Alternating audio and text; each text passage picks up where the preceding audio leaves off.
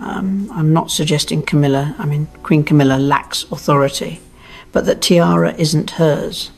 It rightfully belongs to Catherine, the Princess of Wales, for the Christmas gala at Buckingham, Princess Anne didn't even raise her voice. Honestly, she didn't need to. The second Camilla tried one last time to block Catherine from going in, Anne just gave her this icy silence. Everyone in the room knew right then.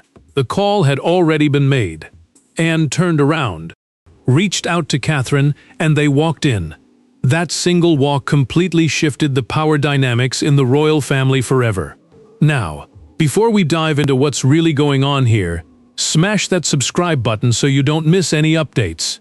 Camilla stepped up, trying so hard to keep her cool, asking for just one more delay.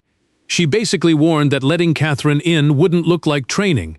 It looked like a takeover. Meanwhile, Catherine just stood there in silence, stuck between playing the good royal and getting totally humiliated. Knowing every extra second put her right in the middle of a power struggle she never asked for. But Anne didn't budge. She flat out told Camilla that this wasn't about anyone's pride, fear, or political games anymore. The inner circle, a tight group of senior royals and top advisors, had already greenlit the whole thing. Catherine was getting let in because her future role next to William means she needs access to top-secret intel that used to be strictly for the king. And get this, King Charles signed off on it himself. That changed the whole game. The king's order gave Catherine direct access to all the confidential transition plans, the emergency playbook for when stuff hits the fan. Camilla heard the words, but what really stung was knowing her husband pulled this move behind her back without giving her any say. Catherine finally looked over at Anne, and Anne just gave her a subtle, knowing nod. She was holding this red folder with the official declaration inside. But there was one page Camilla wasn't allowed to see, and honestly, not knowing what was on that page scared her way more than getting shut out. The whole hallway went dead silent as Anne started walking. Catherine followed right behind, no victory lap, just carrying the heavy reality of what was waiting on the other side. Behind them, Camilla stood completely frozen, realizing this wasn't just some spontaneous gesture. It was a setup. Someone had played the long game, got the signature, and sent Anne in to finish the job. To really get why Anne backed Catherine over Camilla without skipping a beat, you've got to pull back the curtain on the private fears, loyalties, and raw wounds all three of these women were hiding. Strip away the titles, the pageantry, and the carefully scripted PR, and you're left with three women facing totally different futures. Camilla was terrified of being shoved to the sidelines of a reign she literally spent decades fighting to step into.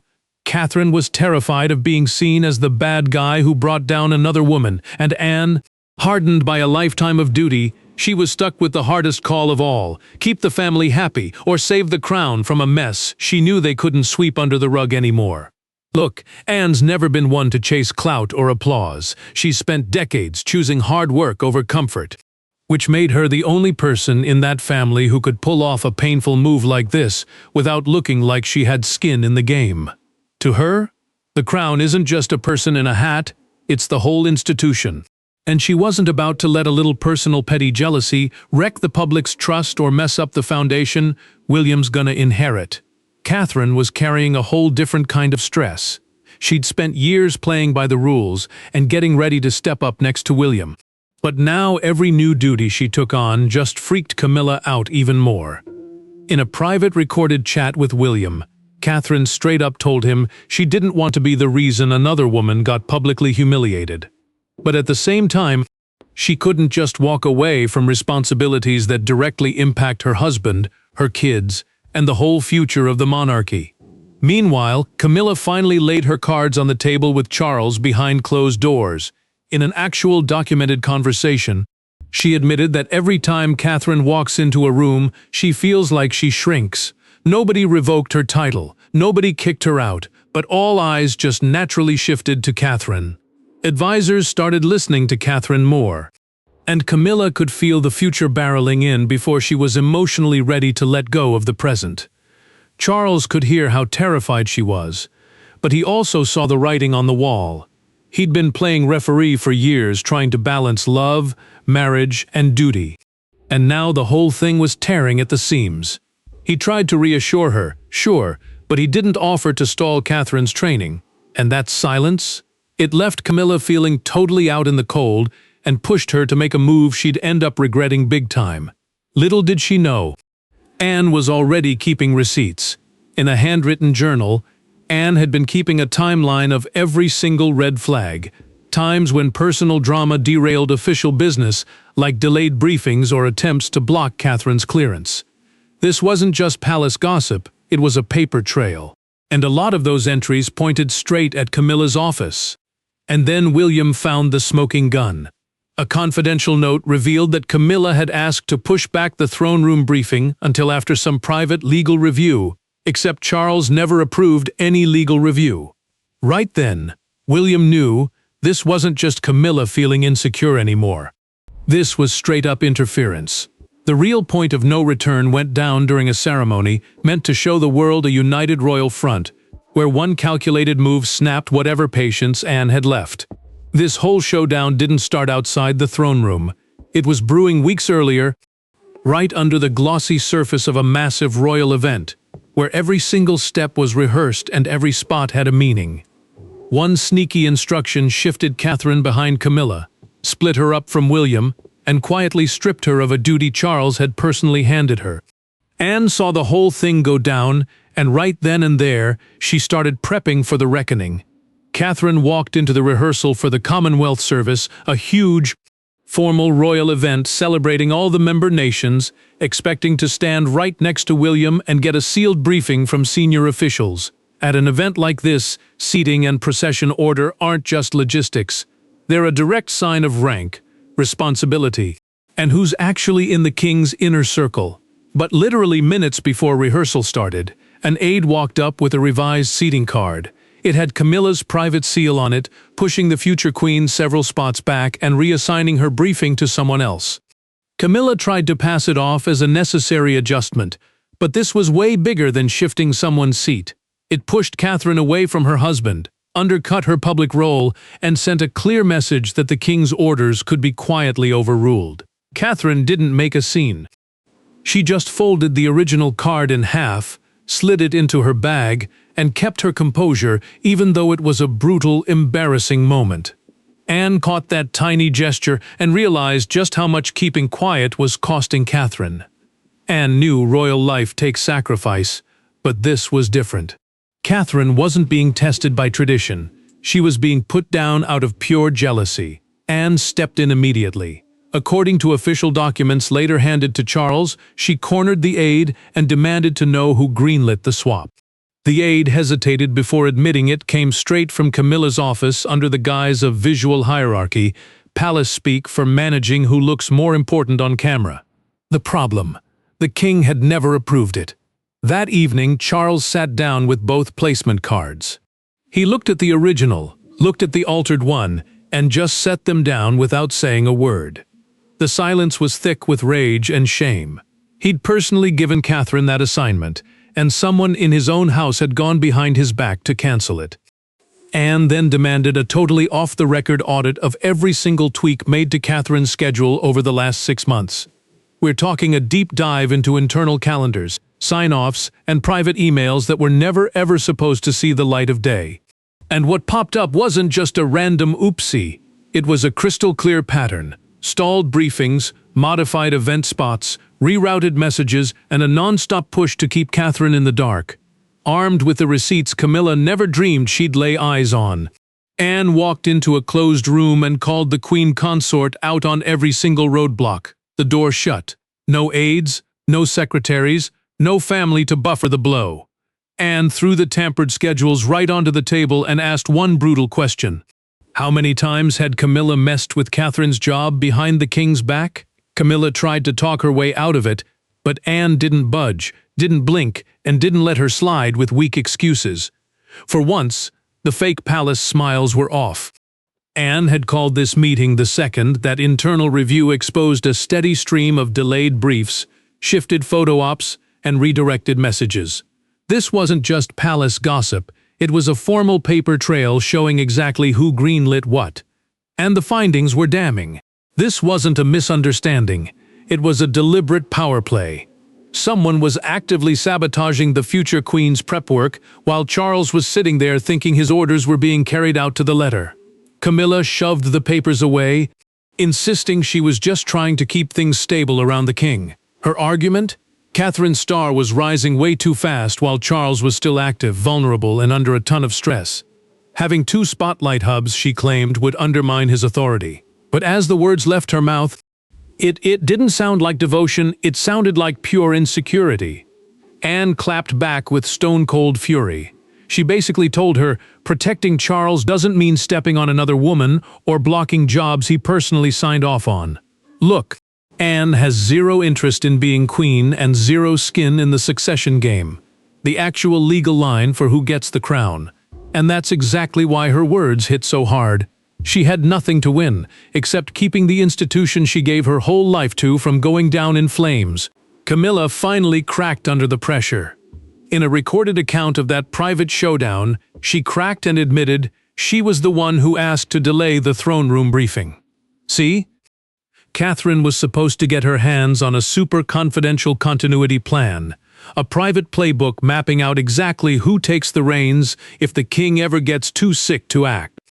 That briefing would put Catherine right at the table for high-level decisions Camilla always thought belonged exclusively to Charles and his inner circle.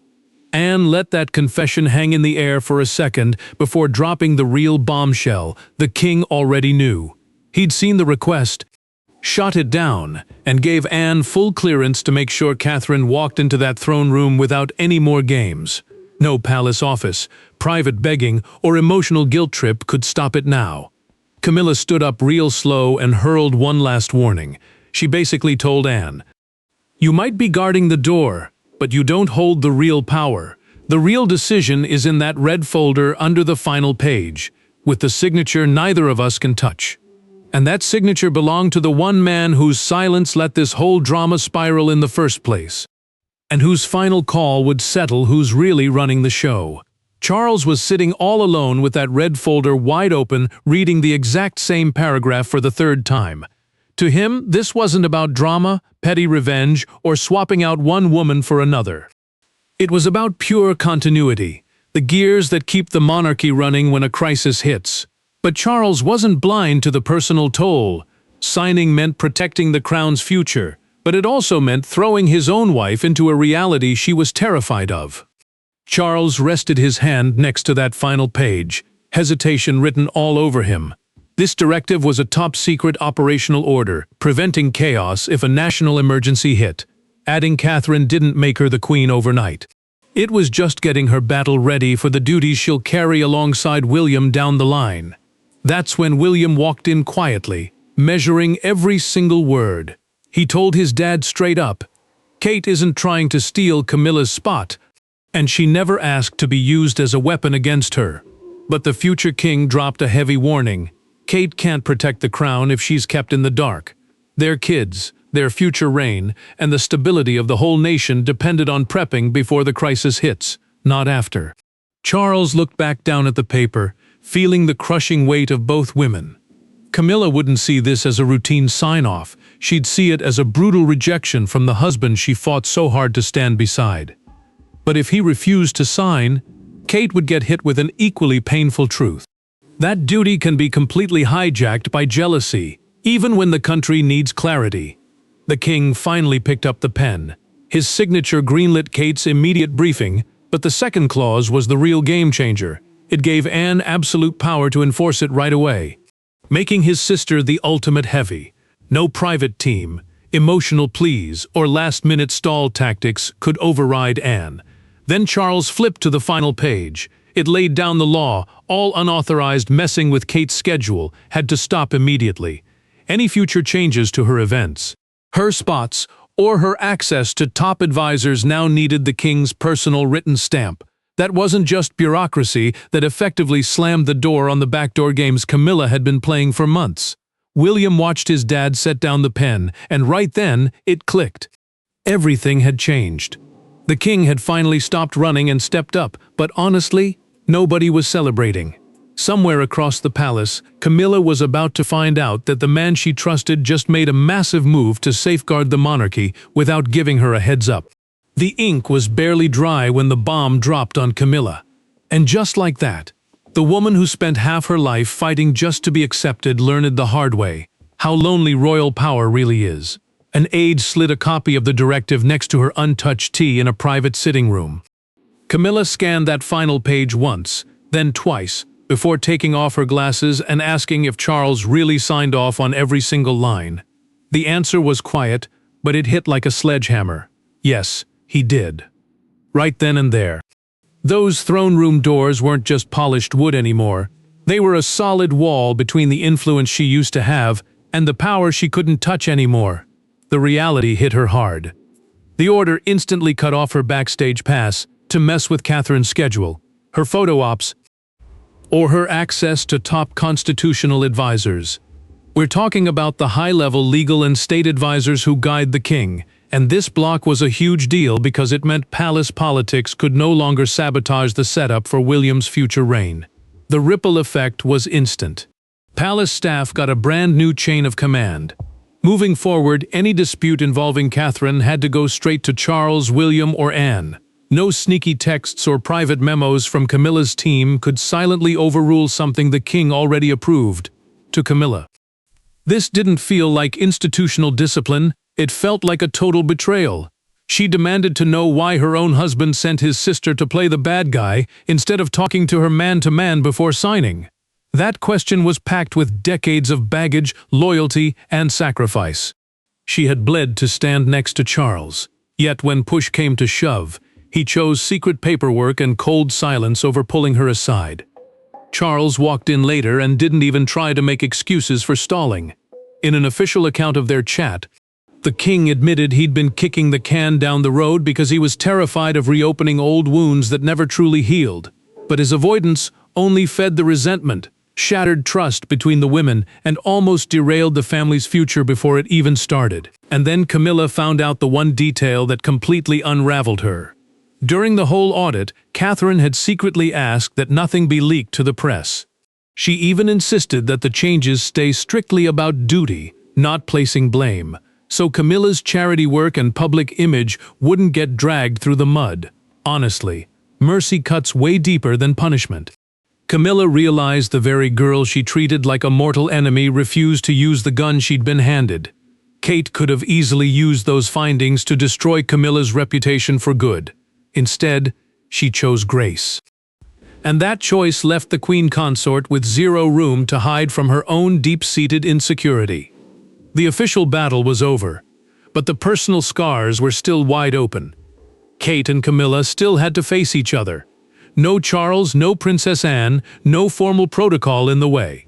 Strip away the official folders and royal clout, and it came down to what it always was under the hood: two women, one of them terrified, just trying to speak the truth. Catherine walked into the room completely solo. No advisors writing down notes. No family around to smooth over the awkward silences. Camilla was standing by the window, defensive, hurt, and honestly not sure if Kate was stepping in to gloat and take a victory lap. But Kate didn't do that. She just placed that tampered Westminster placement card on the table and said she didn't keep it to hold a grudge or remember being humiliated. She kept it as a reminder of the kind of leader she never wanted to become. By this point, Kate had already gone through that throne room briefing and fully grasped the weight Charles put on her shoulders, the emergency playbook for national crises, and the massive role she'll one day share next to William. And that lesson was huge. Getting battle-ready can save the monarchy in a storm, but power gained by stepping on another woman's head will rot everything you're trying to build. Camilla looked down at the card and for the first time dropped her guard completely. In a documented account of that chat, she finally admitted that every time Kate's influence grew, it felt like her own was evaporating. She was terrified of becoming invisible in the very reign she spent her whole life fighting to be a part of. She'd totally mistaken another woman's preparation for a threat to her own survival.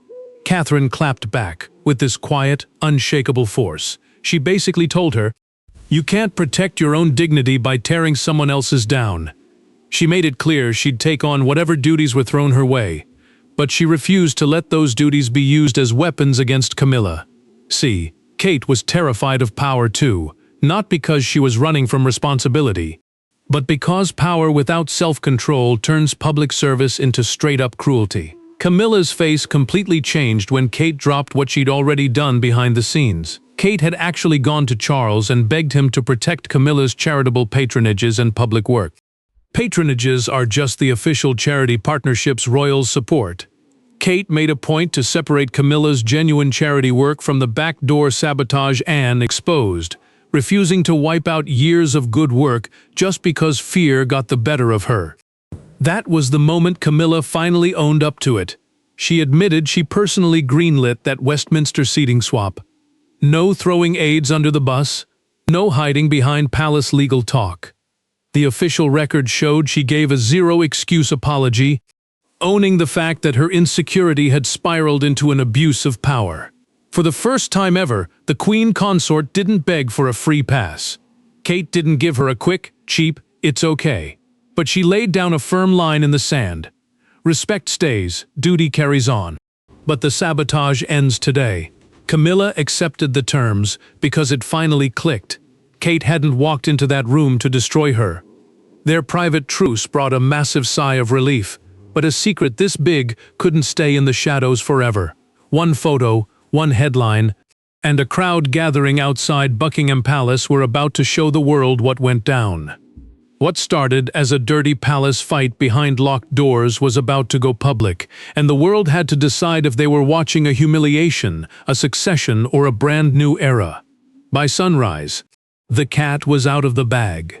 A single photo hit the press. Princess Anne walking side by side with Kate toward the throne room, with Camilla standing a few paces back, totally frozen under the archway. The picture didn't need words or leaked documents. It told the whole story, across the UK. People saw power moving forward, resistance standing still, and the crown trying to prep for the future without totally discarding its past. The palace officially confirmed Kate's expanded briefing in a public statement. They explained it was a routine continuity plan, palace speak for an emergency playbook if the king is incapacitated. But the statement made one thing crystal clear: Camilla gets to keep all her charities and public duties. The move boosted readiness for William's future reign without touching the line of succession or stripping any titles. Camilla saw that front-page photo before anyone even had a chance to talk to her. At first, it felt like being publicly exposed. She looked totally sidelined while Kate stepped into the spotlight. But then she noticed a detail that took the sting out of the humiliation. Kate wasn't looking back smugly, popping champagne, or rubbing it in her face. Anne didn't take a victory lap either. In a recorded chat with a top advisor, she said, "Doing your duty often looks brutal from the outside, because people don't see all the warnings, private talks, and second chances that happened before it." Anne knew the public just saw one walk through one doorway. They had no idea about the months of sabotage that backed her into a corner and forced her to act. The shockwave hit even harder when a national news anchor opened the evening broadcast with these exact words: "The Princess Royal has drawn a line inside the House of Windsor. Now, House of Windsor is just palace speak for the ruling royal family and the whole institution." But that single sentence turned Anne overnight from a quiet sidekick into the ultimate heavy who put an end to the backstage sabotage. Outside Buckingham Palace, the energy was unreal. A huge crowd gathered right under the balcony, waving newspapers and chanting Catherine's name. One homemade sign stood out above the rest with 3 simple words: "Strength without revenge." That captured the whole vibe, because Catherine's rise didn't require dragging Camilla through the mud. Charles watched the news coverage with quiet concern, while William knew the danger of letting one viral photo define the whole story. Anne had laid down the law. Catherine had shown massive grace. Camilla had faced the harsh reality of her own insecurity. But the final takeaway still depended on how the family handled things once the hype died down. When the dust settled and they had to face each other again, the monarchy's future wasn't going to be judged by who won, but by what each person was willing to give up. The bottom line wasn't that Catherine defeated Camilla or that Anne took over the family. The reality was much deeper. Anne stopped paranoia from running the crown.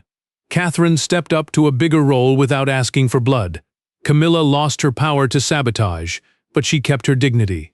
And Charles finally picked painful leadership over the easy comfort of keeping quiet. Catherine walked out of that throne room carrying serious intel, not a victory trophy.